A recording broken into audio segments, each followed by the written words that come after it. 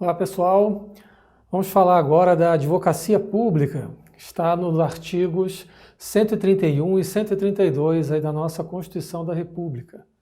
Lembrando que a advocacia pública ela não envolve somente a Advocacia Geral da União, e sim todos os órgãos que representam judicialmente os estados, os municípios, o Distrito Federal e a própria representação da União. Então, no âmbito federal, nós temos a Advocacia Geral da União, representada por diversos órgãos que nós vamos ver, tanto nos órgãos vinculados à Presidência da República, ministérios, como também entidades autárquicas e mesmo nas pessoas jurídicas de direito privado. Nos estados, nós temos as procuradorias estaduais, e aí você não confunda com as Procuradoria-Geral de Justiça, né? Quando se fala em Procuradoria-Geral de Justiça, está se referindo ao Ministério Público. Procuradoria-Geral do Estado, né? O Procurador-Geral do Estado é aquele que representa judicialmente o Estado da Federação. A mesma coisa com as procuradorias municipais, nas prefeituras. Então, o que diz aí o artigo 131 da Constituição Federal?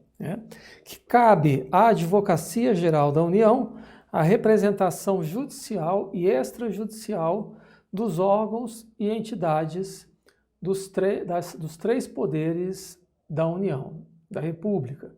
Então, a Advocacia Geral da União ela não representa judicialmente apenas o Poder Executivo, mas os três poderes da União. Tanto que quando o Tribunal de Contas da União exara um título executivo extrajudicial por meio de seus acórdãos que imputam débito, multa, inidoneidade de licitante, ou inabilitação para o cargo de exercício de função de confiança ou cargo em comissão, esse título será executado pela AGU, pela Advocacia Geral da União.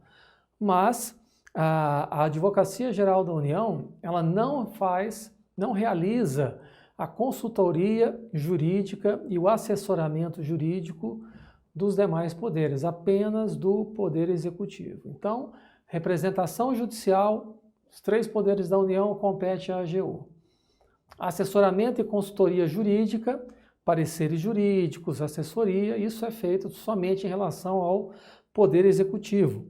Ok? Então, continua aí o artigo 131, cabendo-lhe nos termos de lei complementar que dispuser sobre sua organização e funcionamento as atividades de consultoria e assessoramento jurídico do Poder Executivo. Então, ela faz essa divisão. Representa judicialmente e extrajudicialmente a União, e aí você tem que entender os três poderes, e consultoria e assessoramento jurídico apenas do Poder Executivo. Okay? E como é que ocorre a nomeação do advogado-geral da União, que é o chefe, né, da Advocacia Geral da União? Ele é livremente nomeado pelo Presidente da República dentre cidadãos maiores de 35 anos, não há limite de idade, idade máxima, de notável saber jurídico e reputação ilibada. Também não há sabatina no Senado da República para a nomeação do AGU. Então, preste atenção nisso aí.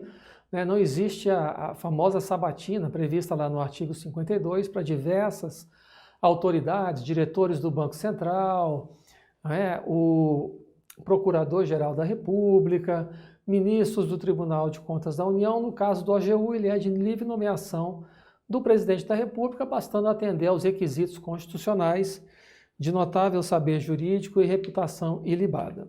Ok? Muito bem, então guarda isso aí. Não há necessidade de sabatina pelo Senado. O ingresso na carreira de advogado público, no caso da União, se dá mediante concurso de provas e de títulos.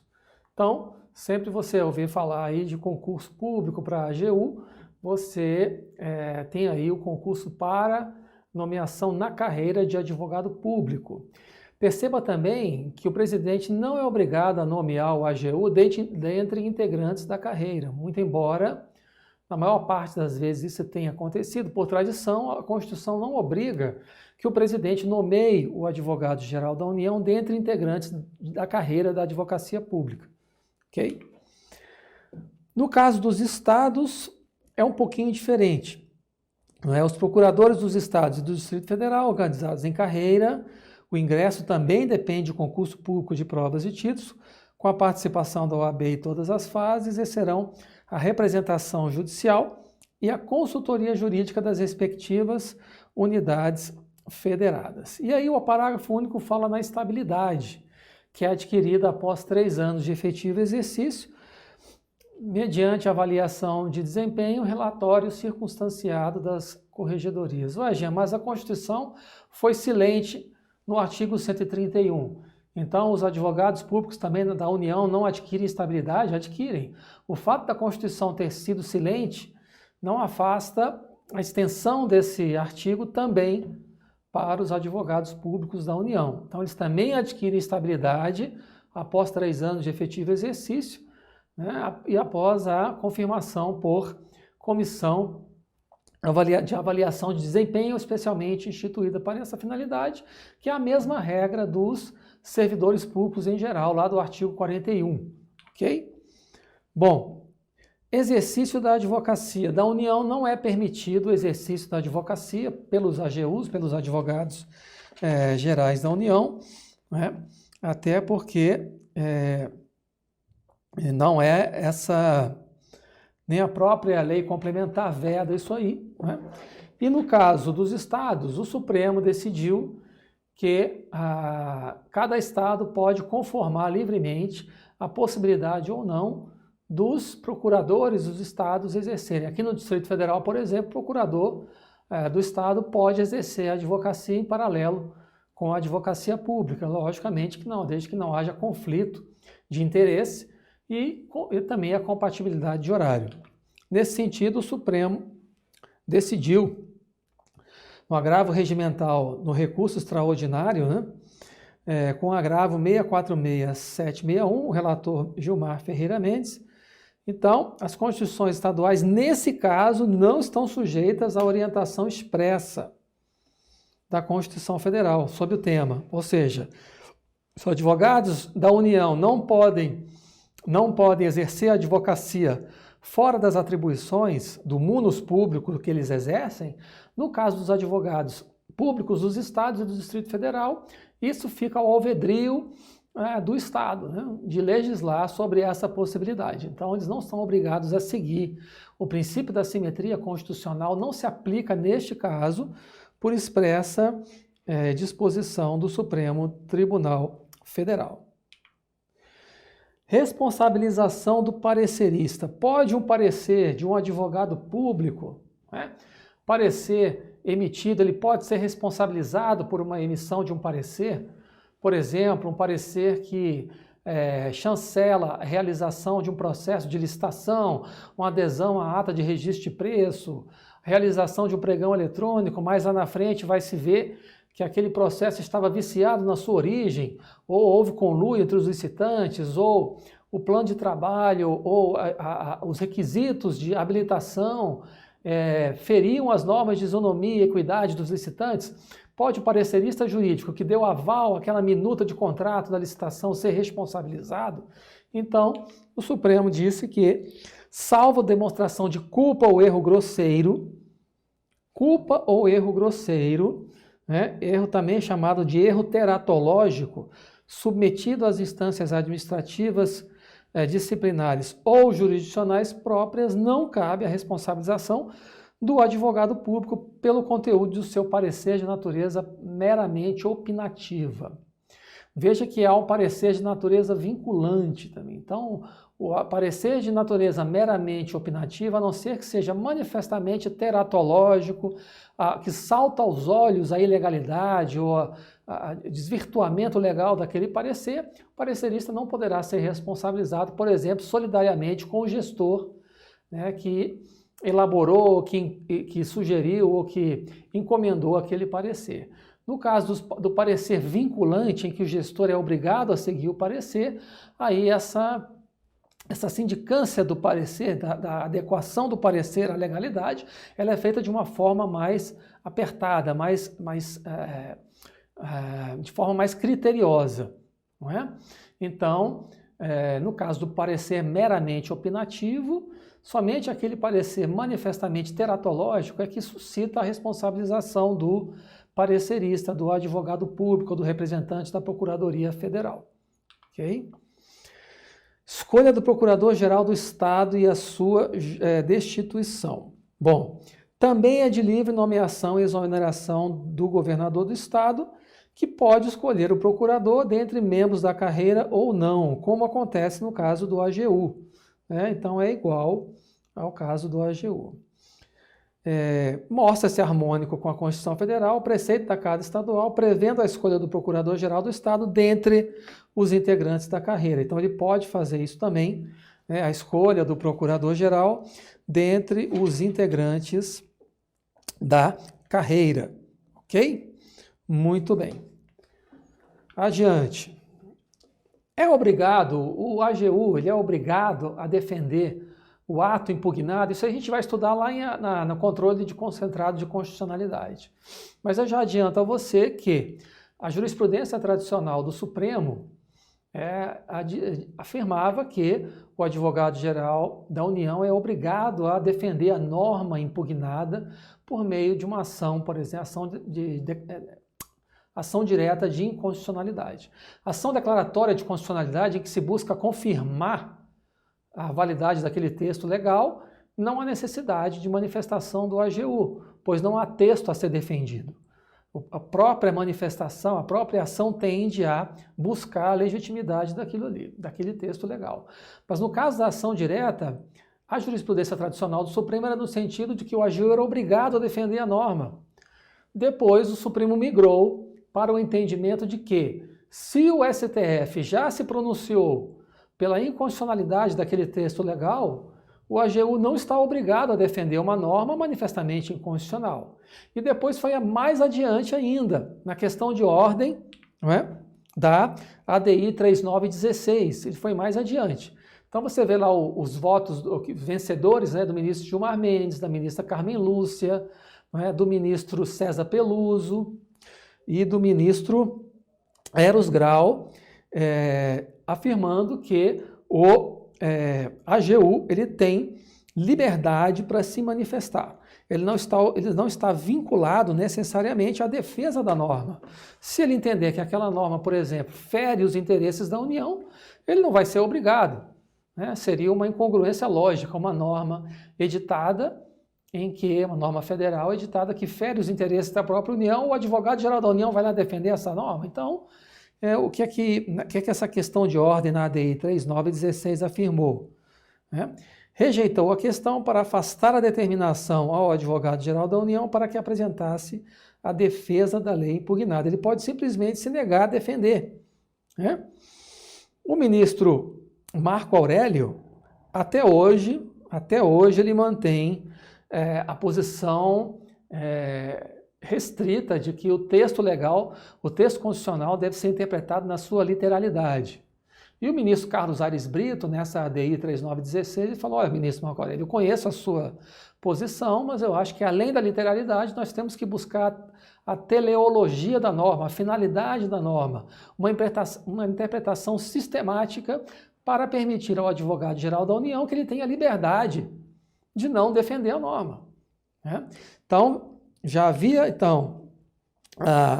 o que diz o artigo 103, parágrafo 3º da Constituição? Quando o Supremo Tribunal Federal apreciar a inconstitucionalidade em tese, ou seja, controle em abstrato, de norma legal ou ato normativo, citará previamente o advogado-geral da União que defenderá o texto, o ato ou texto impugnado. Então, esse defenderá, numa interpretação literal, é um mandamento constitucional, ele tem que defender. O Supremo temperou isso daí, primeiramente. Você vê o Marco Aurélio, nessa ADI 3674 de 2020, afirma que o AGU deve atuar como curador do ato normativo e não como parecerista, sendo que vício na manifestação não acarreta a nulidade processual. Então, o ministro Marco Aurélio até hoje defende, mas a posição prevalecente, majoritária até hoje no Supremo é que ele tem a liberdade de não defender o ato impugnado, tanto se o Supremo já se manifestou pela inconstitucionalidade da norma em uma ação anterior, ou se o próprio AGU verificar que aquela norma é contra os interesses da União. Ok? Muito bem. Vai até a gente ler aqui o voto do ministro Aires Brito, ficou até engraçado, né? O primeiro método de interpretação superador do gramatical ou do literal, lembra dos métodos tradicionais de interpretação constitucional, é exatamente o lógico. O terceiro é o finalístico. Vossa Excelência está insistindo muito na tecla da interpretação literal.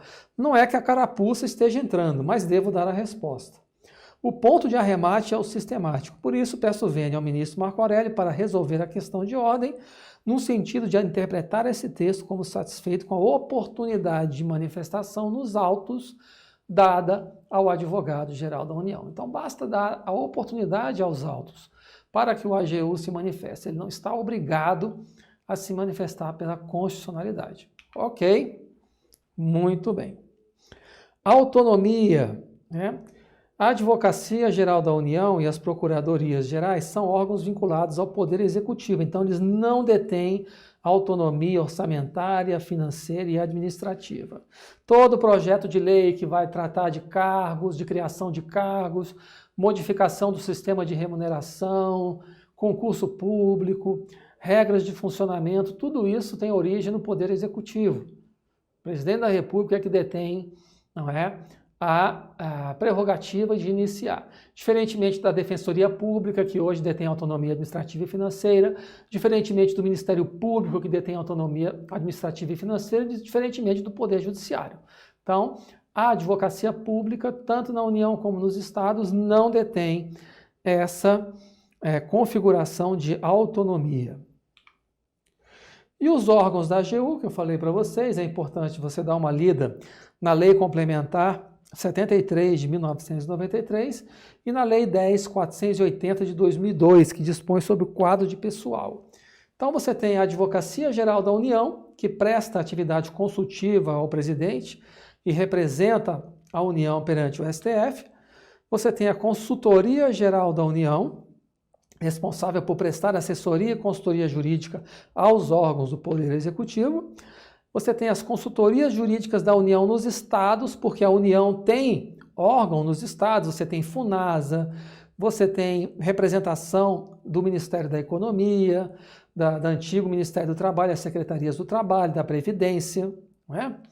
Você tem também as consultorias jurídicas junto aos ministérios, então, são órgãos da Consultoria Geral da União junto a cada ministério, você tem essas consultorias jurídicas. Procuradoria-Geral da Fazenda Nacional, que trata das questões tributárias e fiscais, cobrança e inscrição em dívida ativa. E você tem a Procuradoria-Geral Federal, que integra os departamentos que funcionam na administração indireta, autarquias, fundações, procuradores do Banco Central do Brasil, os procuradores regionais que representam a União nos tribunais regionais federais, tribunais regionais do trabalho, procuradores-chefes junto à primeira instância nas capitais, na Justiça Federal e Trabalhista. Então, todos os órgãos da União em Brasília e nos estados se fazem representar por esses órgãos aí, todos eles vinculados à AGU, ok? Vamos treinar um pouquinho então. O advogado-geral da União poderá, por delegação do presidente da República, prover cargos públicos federais na forma da lei. Olha que legal. Isso não está nem no artigo 131 e nem 132. Onde é que está? Lá no artigo 84, lembra? Compete privativamente ao presidente da República. E aí olha lá o parágrafo único. O presidente da República poderá delegar as atribuições mencionadas nos incisos 6. O que é o inciso 6?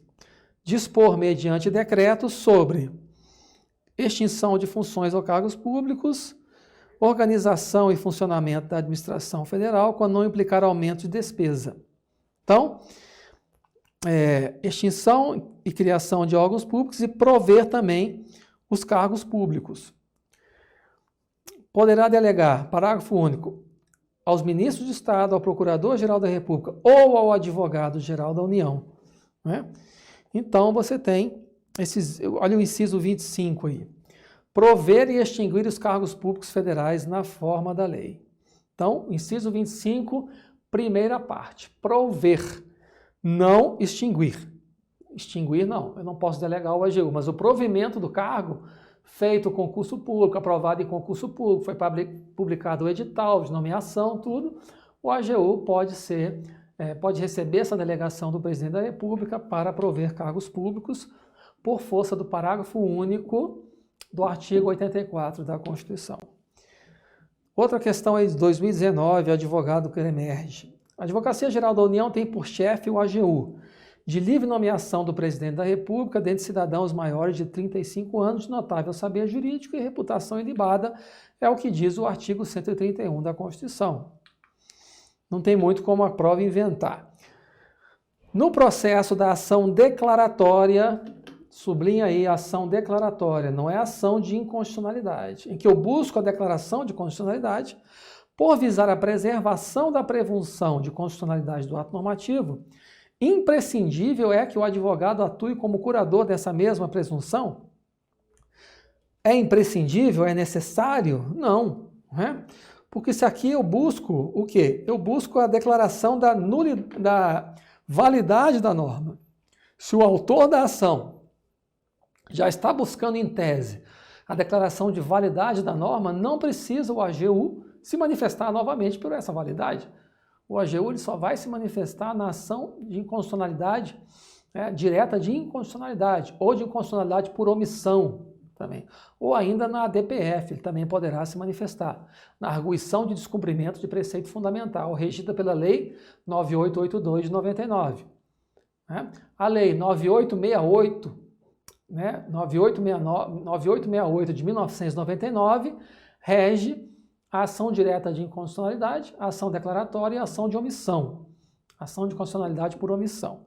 Então, na ação declaratória, o AGU não precisa se manifestar, porque aqui não está se buscando a inconstitucionalidade da lei. Ele não precisa, né? Então, ele vai defender o ato normativo. Ou, se ele achar que não precisa defender, né? Segundo a odierna jurisprudência do Supremo. Mais uma questão do CREMERGE, 2019. Aos advogados públicos são assegurados a inamovibilidade, independência funcional e a estabilidade após 3 anos de efetivo exercício, mediante avaliação de desempenho perante os órgãos próprios, após relatório circunstanciado. Então, olha só, a inamovibilidade, que é uma garantia presente na Defensoria Pública, na magistratura, no Ministério Público, não foi arrolada como princípio institucional na advocacia pública. Mas a independência funcional e a estabilidade foram. Mas a independência funcional não está escrita na Constituição. Não.